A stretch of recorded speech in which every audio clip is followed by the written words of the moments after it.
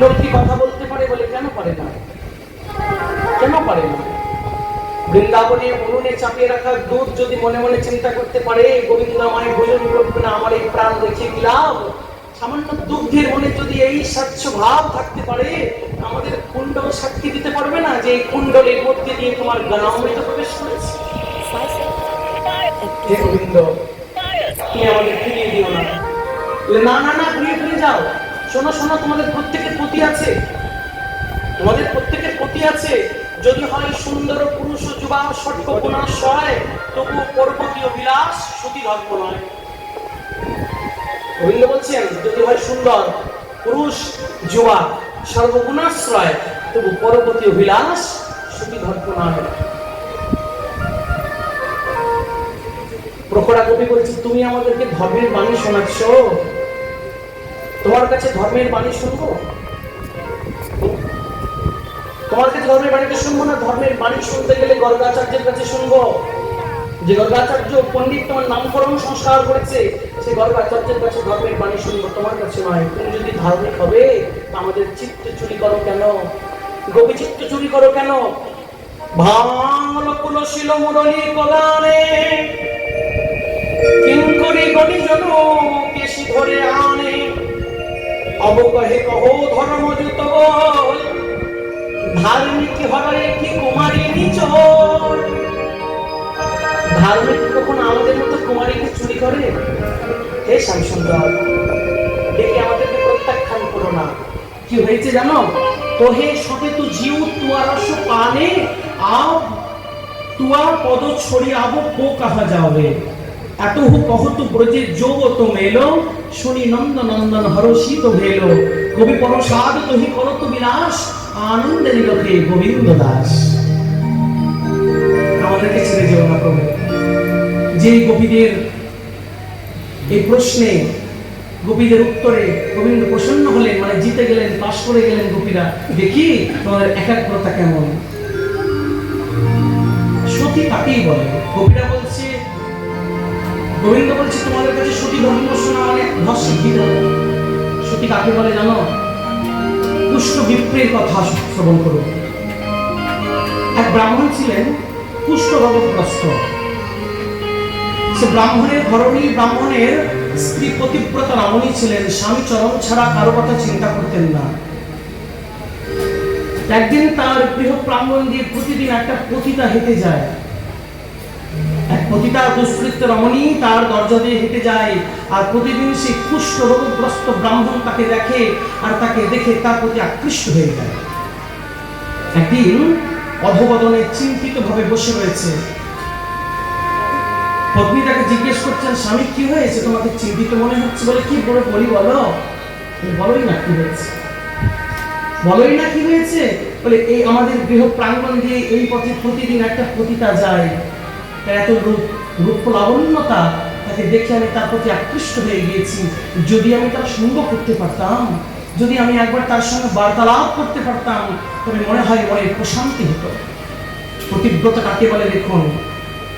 সে প্রতিব্রতা রমণী ব্রহ্ম মুহূর্তে অন্ধকার হতেই, অন্ধকার না কাটতেই সে পতিতার গৃহ প্রাঙ্গণে যায়, আর প্রতিদিন তার বাড়ি পরিষ্কার পরিচ্ছন্ন করে দিয়ে চলে আসে।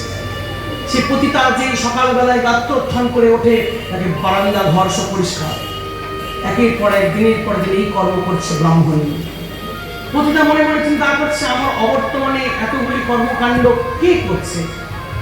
একদিন সারা রাত্রি না ঘুমিয়ে জেগে বসে আছে, আজকে দেখবো কে করে আমার বাড়ির সব কাজ। দেখছে ব্রহ্ম মুহূর্তে এক ব্রাহ্মণী এসে তার বাড়ির সমস্ত কার্য করছে।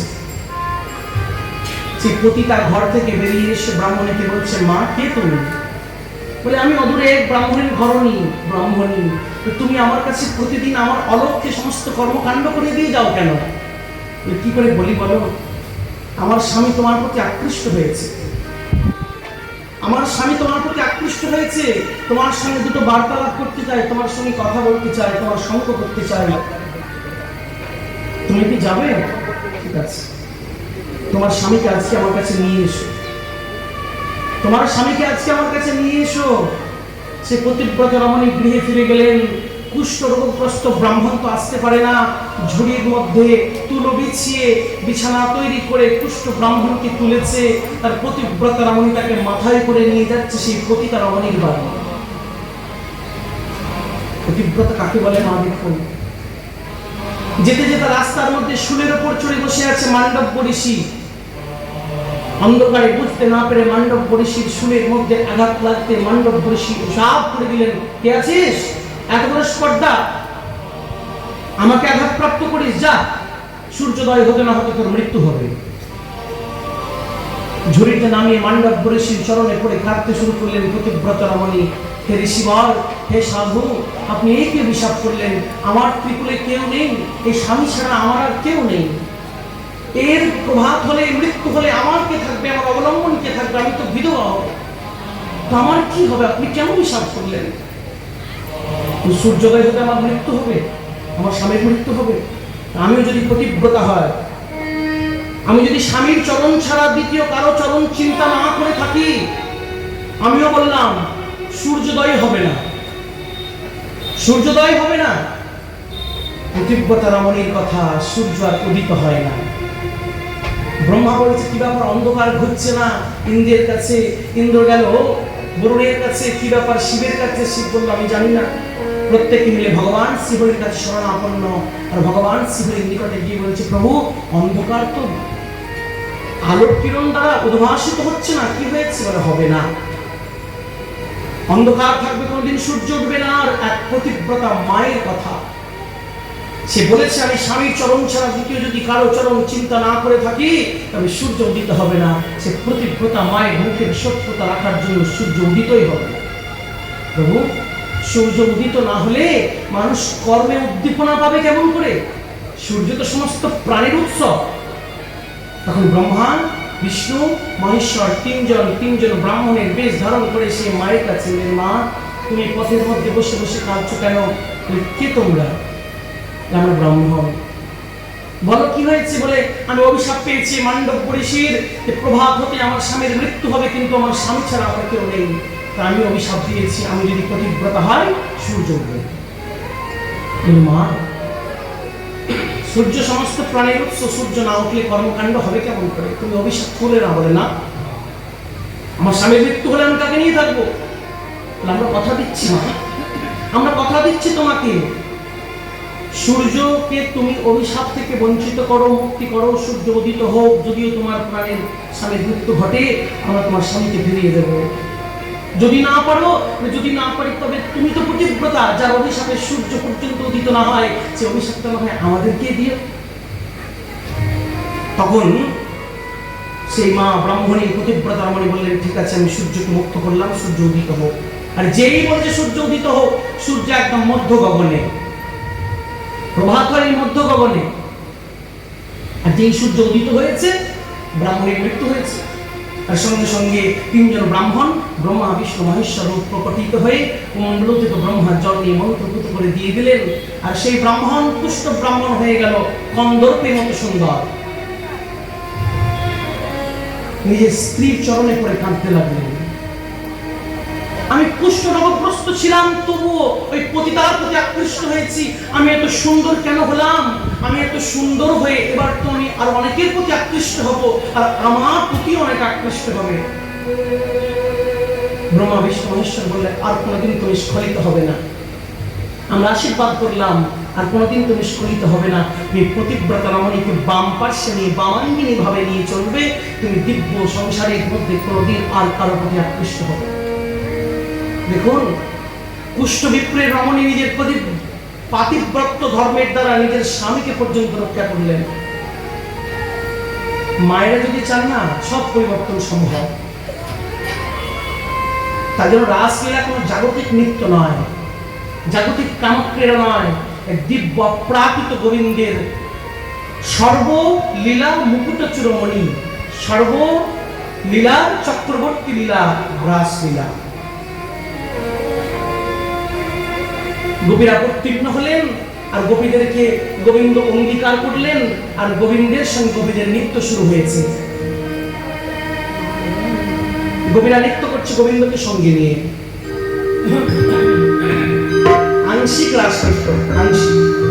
নাগর টেরে টেরে হৃদয়ে রাই বয়া, নাগর টেরে টেরে হৃদয়ে রাই বয়া, হৃদয়ে রাই বয়া, হৃদয়ে রাই বয়া, হৃদয়ে রাই বয়া, হৃদয়ে রাই বয়া, নাগর টেরে হৃদয়ে রাই বয়া। জয় হো, বলি রাসবিহারী ভগবান কি, রাধা রানী কি।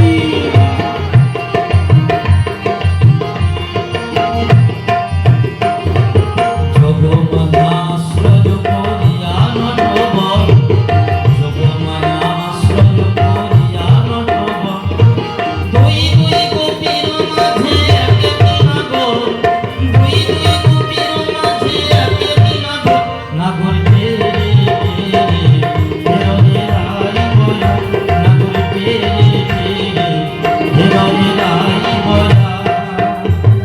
হস্তক বন্ধনী গোপী করিয়া মণ্ডল, বাজলে হস্তক বন্ধনী গোপী করিয়া মণ্ডল, ওরে মধ্যে মধ্যে মধ্যে মধ্যে যশোদানন্দন বনমালী, মধ্যে মধ্যে যশোদানন্দন বনমালী, নাগর টেরে টেরে হৃদয়ে রাই বয়া, নাগর টেরে টেরে হৃদয়ে রাই বয়া।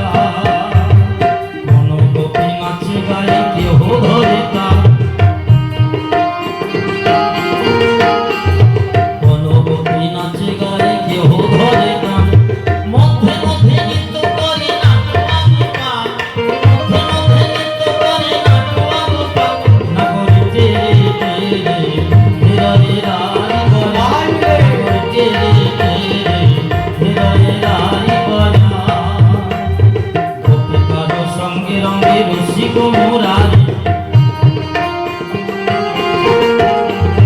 গোপিকার সঙ্গে রঙ্গে রসিক মুরারি, স্বর্গে ধুবি বাজে নাচে পিতা ধরি, স্বর্গে ধুবি বাজে নাচে পিতা ধরি, নাগর টেরে টেরে হৃদয়ে রাই বয়া, নাগর টেরে টেরে হৃদয়ে রাই বয়া।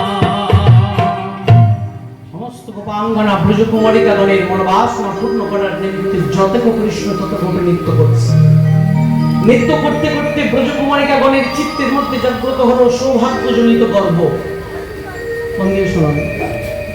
নৃত্য করতে করতে ব্রজগোপীদের মনের মধ্যে জাগ্রত হলো সৌভাগ্যজনিত গর্ব। আহা, নিখিল বিশ্ব ব্রহ্মাণ্ডের নায়ক গোবিন্দ, দেখো দেখো কেমন করে আমরা তাকে নিজের ইশারায় নাচাতে পারছি। দেখো, তাহলে আমাদের মতো শ্রেষ্ঠ আর কেউ নেই, আমরা সর্বশ্রেষ্ঠ। যেই গোপীদের চিত্তের মধ্যে জাগ্রত হলো সৌভাগ্যজনিত গর্ব, সঙ্গে সঙ্গে গোবিন্দ গোপীদেরকে পরিত্যাগ করে রাস মঞ্চ থেকে অন্তর্হিত হয়ে গেলেন। সুখদেব গোস্বামী প্রভুপাদ পরীক্ষিতকে বলছেন, অনয়াভিতরীণ ভগবান হরি ঈশ্বর, অনয়াভিতরূণাং ভগবান হরি ঈশ্বর। রাস মঞ্চে গোপীদের পরিত্যাগ করে দিয়ে রাধারানীকে নিয়ে যে আলাদা হয়ে গেলেন, এবার তো রাধা নামটি লিখতে হবে। রাধা নাম তো সুখদেব গোস্বামী নেবেন না, আস্তে রাধা নাম তো সুখদেব প্রভু নেবেন না, কিন্তু রাস মঞ্চে সমস্ত ব্রজকুমারীকে গণদের পরিত্যাগ করে রবীন্দ্র কাকে নিয়ে আলাদা হলেন? সেই নামটা তো নিতে হবে সুখদেব প্রভুকে, বোঝাতে হবে পরীক্ষিতকে, কিন্তু নিজে তো রাধা নাম উচ্চারণ করবেন না। যদি রাধা নাম উচ্চারণ করবেন, সঙ্গে সঙ্গে তার সমাধিমগ্ন হয়ে যাবে। আর রাজা পরীক্ষিত সমাধিমগ্ন হয়ে গেলে ভাগবত শোনাবেন কেমন করে? তাই বললেন, অনয়া আরাধিত নূনম ভগবান হরি ঈশ্বর। এই আরাধনা শব্দ দিয়ে রাধা শব্দকে বোঝালেন সুখদেব প্রভুকে, কারণ কৃষ্ণ আরাধনার প্রধান তত্ত্বটি হচ্ছে রাধা। আরাধনা শব্দ থেকে রাধা শব্দের নিষ্পত্তি হয়েছে। কৃষ্ণ রাধা দ্বারা আরাধিত হয়েছে। পুষ্প যুক্ত বৃক্ষ, পুষ্পিত বৃক্ষ, রাধা যুক্ত কৃষ্ণ, রাধিত কৃষ্ণ। পুষ্পযুক্ত বৃক্ষ, পুষ্পিত বৃক্ষ পদ প্রকরণ করে রাধা যুক্ত কৃষ্ণ, রাধিত কৃষ্ণ। তাই রাধা রানী যারা আরাধিত হয়ে কৃষ্ণ আলাদা হয়ে গেলেন। অনয়া আরাধিত নূনম ভগবান হরি ঈশ্বর। চলতে চলতে ভগবান রাধারানীকে পরিত্যাগ করে আলাদা হয়ে গেলেন। রাধারানীকে নিয়ে আলাদা হয়েছিলেন কেন? সর্বত্র যখন দেখলেন প্রেমের সমতা, তখন রাধারানীর প্রেমে হলো বামতা। রাধারানী যখন বামাঙ্গিনী হলেন, তখন অহিরিব গতির প্রেম না, স্বভাব কুটিলা হবে। প্রেমের গতি সর্পিল, প্রত্যেককে ছেড়ে রাধারানীকে নিয়ে গেলেন, তাকে পরিত্যাগ করে গোবিন্দ অন্তর্ধান হয়ে গেল, সবাই একা। বা যেই গোবিন্দরা সঞ্চয় থেকে অন্তর্হিত হয়েছেন, প্রত্যেক গোপাঙ্গনার চিত্তের মধ্যে জাগ্রত হলো দাবাগ্নি। কাঁদতে শুরু করলেন। মনে মনে চিন্তা করলেন, আমাদের থেকে যে শ্রেষ্ঠা গোপী, তাকে নিয়ে আলাদা হলেন। কিছু দূর গিয়ে দেখলেন রাধা গোবিন্দের যুগল চরণ চিহ্ন। তারা তো গোপী, পরম পৃষ্ঠা, নিত্য সিদ্ধা, কৃপা সিদ্ধা। তারা জানেন গোবিন্দের কোন চরণে কোন চিহ্ন থাকে, রাধারানীর কোন চরণে কোন চিহ্ন থাকে। বুঝে গেলেন? আমাদের থেকে শ্রেষ্ঠা কাউকে নিয়ে গোবিন্দ আলাদা হলেন। কিছুক্ষণ পরে গিয়ে দেখলেন দুই চরণ আর নেই, একটি মাত্র চরণ। তাহলে গোবিন্দ তাকেও পরিত্যাগ করলেন।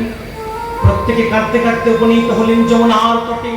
সবে মিলে বৈঠল কালিন্দী তীর, অবিরত নয়নে বহয়ে ঘন নীর। সবাই মিলে গোবিন্দকে অন্বেষণ করার অভিলাষে কাঁদতে শুরু করলেন, যাকে বলে গোপী গীত। আসুন, চৈতন্য মহাপ্রভুর সব থেকে প্রিয় গোপী গীত আমরা একটু আস্বাদন করি।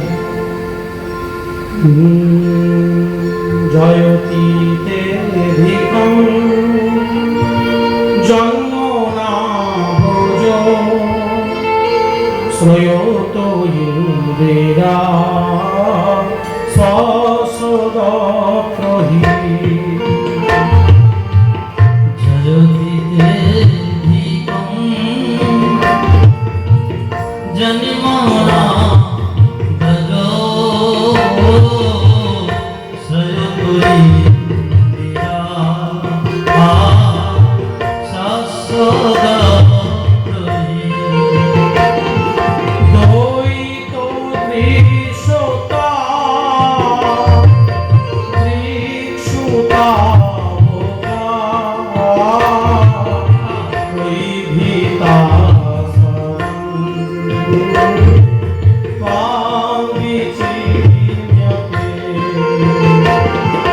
দ্বৈত দৃশ্যতা দীক্ষুতা বৈভিতা সব স্তম্ভিজীবতে। সরদোদাশয়ে সাধু জাত সরসিতা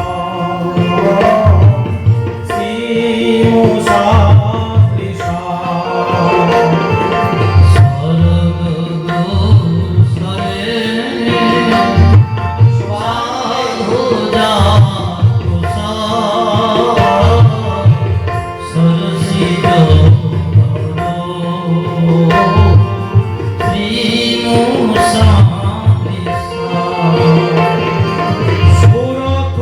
সুরথনাথকে অশুল্ক দাসিকা করুণী মতে দেহ কিঙ্কর।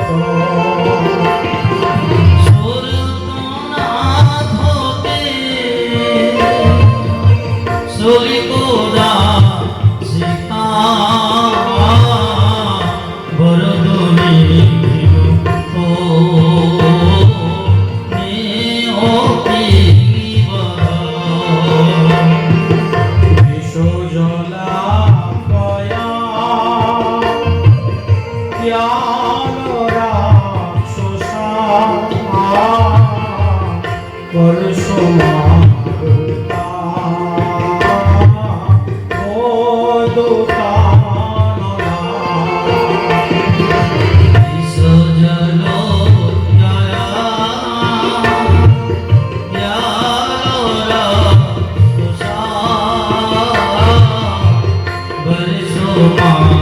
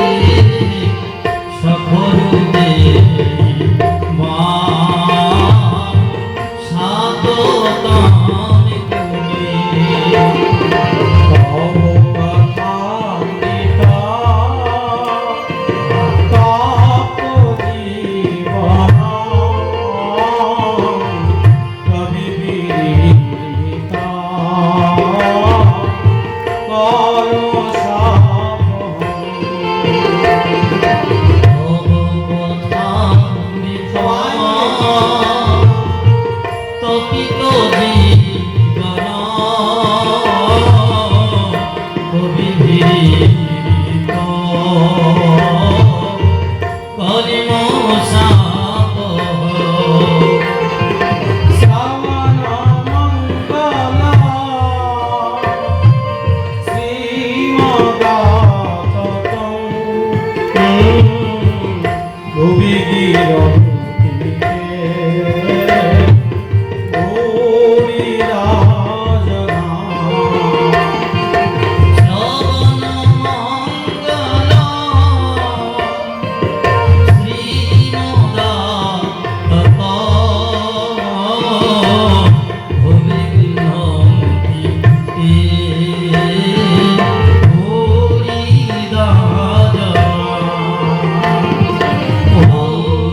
নন্দন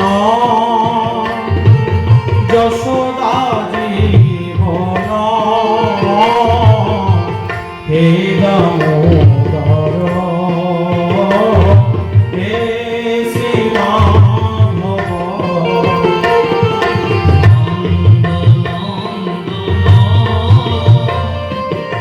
যশোদা জীবন হে নাথ হে মধুসূদন। কাঁদতে কাঁদতে যখন কবিদের চিত্রের মধ্যে সমস্ত সৌভাগ্যজনিত গল্প চিত্র থেকে অপসারিত হয়ে গেল,